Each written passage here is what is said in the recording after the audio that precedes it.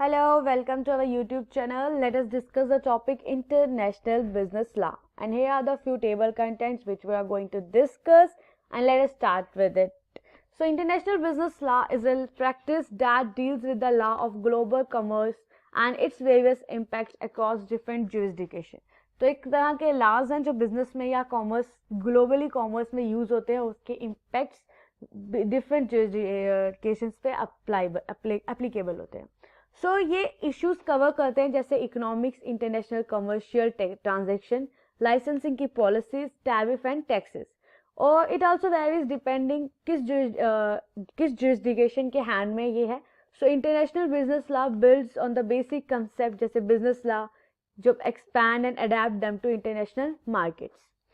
सो अगर हम बात करें कुछ प्रिंसिपल्स की इंटरनेशनल बिजनेस लॉ की, तो सबसे पहला है द प्रिंसिपल ऑफ कम्युनिटी. तो जो टर्म कमिटी है ये stands for legal cooperation. It means जितने भी जुरिस्डिक्शन है वो आपको एक मेजर ऑफ कर्टिसी ऑफर करेंगे अनदर जुरिस्डिक्शन में, चाहे वो नेशन में है या डिफरेंट है विद इन वन नेशन या बिटवीन डिफरेंट नेशंस. सो जो दो कंट्री एक legal and political ideology share करती है तो एक कंट्री कुछ लॉज एंड रूलिंग्स बना सकती है फॉर द अदर. इसे कहते हैं the principle of committee. The other is the act of state doctrine. तो ये इंटाइटल करती है एवरी सॉवरेन नेशन की जो इंटीग्रिटी है उसको हम मेंटेन रखेंगे. तो हर स्टेट इंडिपेंडेंट है, उनके जो कोर्ट्स है फॉरेन स्टेट में वो जजमेंट में नहीं बैठ सकते over the action of the others ताकि उसकी इंटीग्रिटी मेंटेन रहे. The other is the doctrine of sovereign immunity. तो ये एक प्रिंसिपल है जो ऑफन तब इन्वोक किया जाता है इंटरनेशनल बिजनेस लॉ में. इस as per the doctrine state cannot be sued or charged with a crime before foreign courts without consent. तो foreign courts के सामने without consent हम किसी भी state को sue या charge with a crime नहीं बोल सकते. So कुछ modes of entry into business into international business जैसे import, export, licensing, franchising, contract manufacturing, joint ventures and wholly owned subsidiaries. तो इन सब में हमें जरूरत पड़ती है बिजनेस लॉ की. तो सिग्निफिकेंस की बात करें तो ये कंपनी की ऑपरेशंस को इफेक्ट करते हैं बहुत सारे तरीकों से. ये डिक्टेट करते हैं हमें कब क्या और कैसे गुड्स को प्रोड्यूस करना है, शिप करना है और सोल्ड करना है. एडिशनली ये इंपॉर्टेंट है क्योंकि ये एक्सप्लेन करते हैं किस तरह लीगल सिस्टम ऑपरेट करते हैं डिफरेंट कंट्रीज में.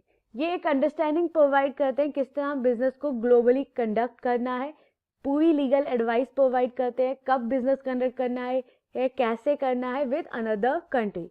हेल्प करते हैं कंपनीज को कि वो importance of compiling with the laws of other countries के प्रोसेस को समझे ताकि उन्हें कोई भी कॉस्टली फाइन ना लगे, कोई पेनल्टी ना लगे, ताकि जबकि उन्हें अगर वो ये लॉज नहीं फॉलो करते तो उन्हें ये सब फेस करना पड़ता है, तो वो इनको इस सब से बचाते हैं.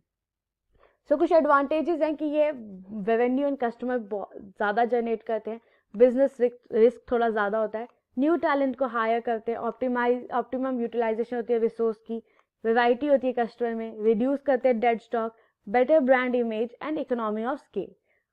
येट अदर वहाँ पे डिसएडवांटेजेस है कि ओपनिंग एंड क्लोजिंग कॉस्ट बहुत ज़्यादा होती है, कुछ foreign rules and regulation follow करने होते हैं, लैंग्वेज बैरियर होता है, करेंसी का रिस्क होता है, होम इंडस्ट्री के डिस्ट्रक्शन का रिस्क होता है, कंट्रीज के बीच में दुश्मनी हो सकती है, लॉजिस्टिक की प्रॉब्लम होती है. So here I conclude this video. कुछ बिजनेस इंटरनेशनल कंपनीज जब अपनी ब्रांचेस इंडिया में ओपन करते हैं तो इसे सेफ टू से कि जो फ्यूचर है मोस्ट एस्पिरेंट्स का इस दिस फील्ड इज सिक्योर, क्योंकि न्यू कंपनी जब मार्केट में एंटर करती है तो बहुत जॉब अपॉर्चुनिटी आती है. So no wonder international business like discipline है जो बहुत ज़्यादा लोग परस्यू करते हैं, और उससे ये जितने भी हमारे इंटरनेशनल शिपिंग्स हैं या जो गिविंग एंड रिसीविंग है जो भी ऑर्डर गुड्स या प्रोडक्ट्स का वो स्मूथली और इफेक्टिवली ऑकर होता है. Thank you for listening.